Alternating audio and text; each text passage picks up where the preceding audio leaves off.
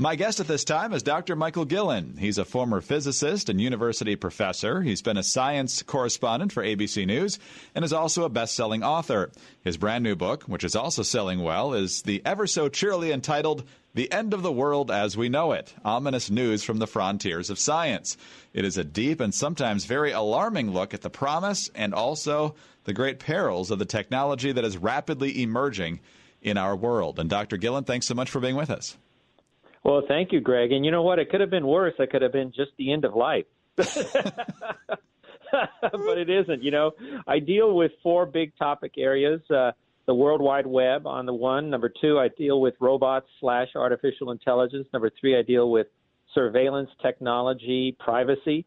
And then number four, drum roll, please, I deal with genetic engineering. But listen, up front, there is a lot of positive, as you said, Greg. There's a lot of positive, but there's also stuff that's unsettling and downright dangerous. And the reason I wrote this book is not to scare people. There's no value in that. I wanted to prepare them for what is already here so that they're better equipped to protect themselves and their families and, quite frankly, their communities, our nation, and our species. That's the bottom line. And I just want to get your mindset a little bit more on this, because you say in the book that you want to believe the best about our future, but it's not looking great considering the potential pitfalls by embracing things like artificial intelligence and perhaps going very much on the high-tech side when it comes to trying to expand our lifespan, for example. So some might look at this book and go, oh, here's a guy who's just afraid of progress. He likes things the way they are and that sort of thing. That's not the vibe I get from the book, but explain how you're approaching this. Well, not at all. I'm a theoretical physicist, so I'm all about progress. I'm all about learning, all about science. I love science. Science has been extremely good to me. It continues to be very good to me. But there are things, quite frankly, that are unsettling. There's just no way around it. For example, there are some scientists right now, 3 groups of them in California and Minnesota, who are creating creatures that have never walked the face of the earth. They're called chimeras. These are animals whose DNA has been knitted together with human DNA and sheep DNA on the one hand, and then human DNA and pig DNA on the other. Now, the reason they're doing this is because they want to create animals that will have human vital organs, so human liver, human kidneys, human heart, so they can be used for patients who need it. And I get it. I had a friend who just recently died waiting for a kidney. It's a horrible thing to die like that. But on the other hand, and I discuss all of this in the book, if you get the amount of DNA, human DNA, wrong, Greg, you can have an animal, and this is not pie in the sky or science fiction. This is actually a danger, that you can actually end up with an animal that has the mind of a human, that thinks human thoughts, but is trapped inside the animal inside the body of a sheep or pig. So stuff like that has nothing to do with whether you're for progress or not. The question is, do we really? How do we treat this research? And I'll say, by the way, that this research that I've just described to you is being done against the explicit wishes of the NIH, the National Institutes of Health, and they're certainly not against progress. But they themselves recognize that this is research that maybe is a bridge too far, across the line of some sort or another. But basically, these scientists have thumbed their nose at the NIH and said, we don't need your money, we don't need government funding, we can find private donors. And that's an issue, Greg, because there are a lot of billionaires now that have their own agendas, that see little dollar signs. For example, in this case, you can easily imagine that they see money being made in selling human organs. So this is not about whether you're for progress or against progress. This is about, saying, look, is this in the end going to better our condition, or is it going to introduce whole new risks that cloud our survival here on Earth? We're talking with Dr. Michael Guillen. The book is The End of the World as We Know It. And I want to get your thoughts on a couple different things here as it relates to artificial intelligence, as well as on the biomedical side, because you mentioned that there's a big debate going on. On the one side, you've got, as you put in the book, the hubris of those who think they can trump nature when they ought to just appreciate nature and perhaps work to understand it better instead of trying to confront it. But we get to the point where we think, if we put too many chips in people's bodies, it could potentially be a cyborg, and that artificial intelligence could end up killing us all and taking all of our jobs. So you've got folks like former Governor Michael Dukakis, who's looking to put together this whole consortium of experts who can come up with guidelines to make sure that this type of emerging technology, which could potentially be a threat to humanity, that there are guardrails in place so that it is only used to benefit mankind. Do you think those sorts of efforts are needed, and what should they look like if they are? Well, look, bottom line, Greg, I'm not a big regulations guy. I like government staying out of my life and out of my business, but I do think Dukakis, and I had a chance to meet him when I was living in Massachusetts. I think this is a step in the right direction. Look, but it's going to take more than signing statements and stuff like that. We really need to look into this. And the thing that I like about that at least it's bringing it into the public attention, the way this book is. A couple of months ago when Mark Zuckerberg went to Congress, it was pretty clear when you watched the hearing that most of these congressmen didn't even know what was going on. They didn't even know what questions to ask Zuckerberg. So for one thing, I'm hoping that every single congressperson reads this book and has their eyes open to what's going on. But I applaud Dukakis. I think that's a step in the right direction, even though, as I say, I'm against regulation. And to some degree, I think, Greg, people need to make themselves aware of what's going on so that we get a kind of a bottom-up instead of a top-down approach to trying to put guardrails, as you put it quite well, concerning some of this research. But as I say, there's a lot of positive. But the reason we're spending time right now talking about these very unsettling and downright dangerous innovations is because, as you know, you can have 99 positive consequences, but all it takes is one stinker to overshadow everything else.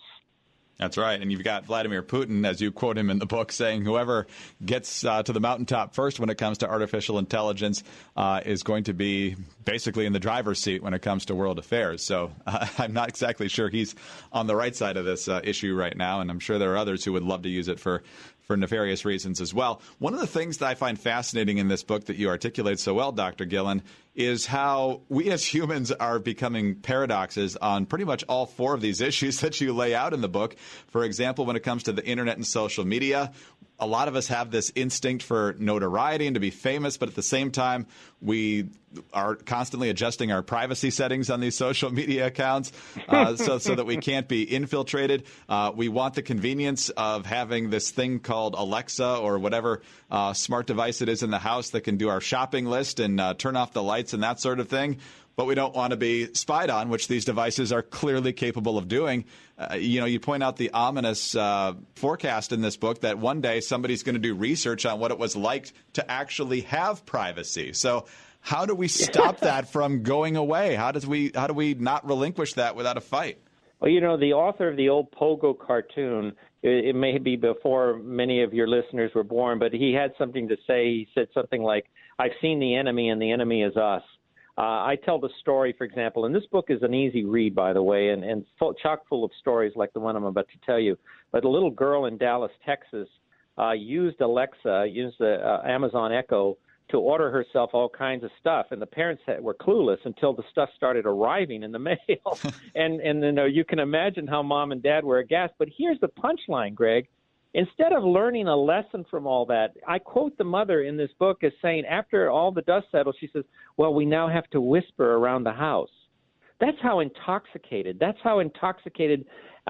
we have become to this technology. Why not just ditch the thing? I mean, really, do you need Alexa to tell you what the temperature is or what your favorite music is, or you need Alexa to order you a pizza? How lazy have we become? So much going back to that Dukakis thing, fantastic. Yes, let's have kind of public forums like that where we can just start discussing, what's acceptable and what isn't. What are the limits to this? Do we want to place limits? If we do, how do we do it? But it really starts with us in our own homes.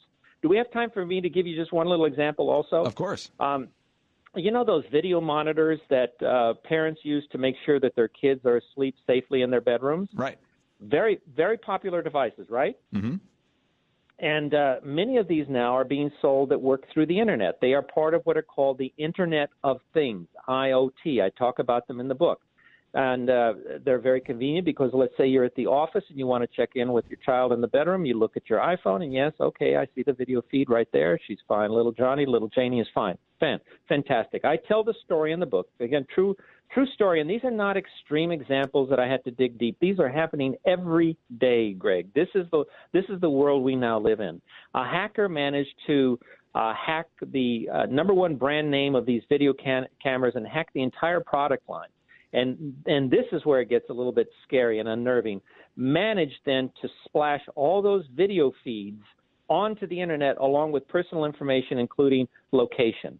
So this is when I say I've written this book not to scare people. There's no value in that. I've written this book so that people can have a coherent, completely up-to-date picture of what is going on right now in labs all over the world so that they are better equipped then to protect themselves, their children, their loved ones, their community, and the nation, quite frankly. And that's just one of many, many examples of where the technology that seems so lovable, that seems so convenient, really has a dark side. Dr. Guillen, we've talked about this a little bit with the researchers in Minnesota and the work that they're doing with different species. Where do you draw the line on that? You say we need a conversation when it comes to drawing the line, because obviously there are tremendous therapies that could potentially improve a lot of lives, save a lot of lives. And on the other hand, obviously there are great threats, as you outline in the book. So how do we draw the line? I think that when we start looking carefully, like with the Chimera research, I think we really need to push the pause button on that, because there are other ways that we can foresee creating organs for people who are in need of them, using stem cell research, for example, that doesn't require you to create an organism, a creature that has never walked the face of the earth before, and then sacrifice them in order to harvest these organs. That's a kind of a grisly, roundabout way of doing something that we can do much more simply in the lab. And I've reported on this even back in the 90s when I was at ABC News doing Good Morning America, 2020, Nightline. There are scientists right now who are using stem cell research and scaffoldings to create organs.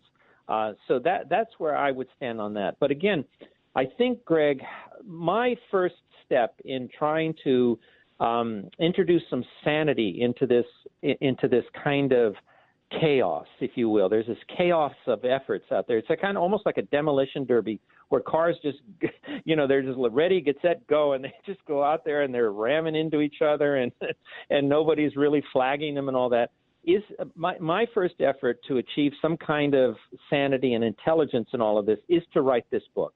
And so it's important that people read this book. So number one, they can become aware of what's going on, and then they can add their voice. Remember, one of the great things about the World Wide Web, it's not all negative. One of the great things about the World Wide Web is that it empowers the individual. Look, Greg, when I was a kid, I watched TV. Okay, so I was a passive observer. I watched whatever ABC, NBC, CBS was dishing out. That was it. I sat on the couch and I imbibed the information. That's no longer the case, because the World Wide Web has now turned us not only into receivers, but transmitters. And so if we inform ourselves with a book like this and really open our eyes to what is going on right now, then we can raise our voices. I mean, the Internet has been used to topple Mubarak in Egypt, and I talk about that, the Friday of Wrath. So we now have the power, you, me, individuals listening to this, reading this book. We don't need to wait for Dukakis's blue ribbon panel or somebody else's to do something. We don't need to wait for the government to take action. We can ourselves, but you've got to inform yourself. And most people don't even know this stuff is going on, so how can they raise their voices? So that would be my first step right now. Fascinating topic, and I'm sure it will spawn many more conversations. Hopefully we'll have more as well. Dr. Guillen, thanks so much for your time today, and congratulations again on the book. Thank you, Greg. I really appreciate it. Dr. Michael Guillen, former physicist and university professor, former science correspondent for ABC News, best-selling author. His brand new book is The End of the World as We Know It, Ominous News from the Frontiers of Science. I'm Greg Corombos reporting for Radio America.